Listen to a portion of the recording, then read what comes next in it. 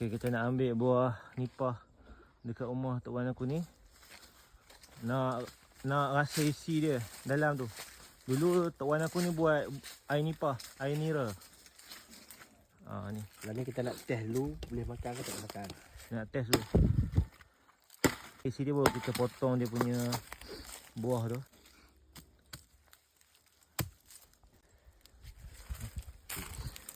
Ni isi dia. Okey. Panjang bercakap elok, kita ambil buah ni.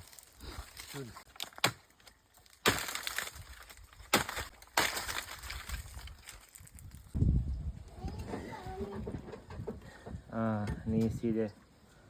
So, makan dia kita kena goreng macam ni. Dia nak rasa macam buah apa ni? Buah kabung.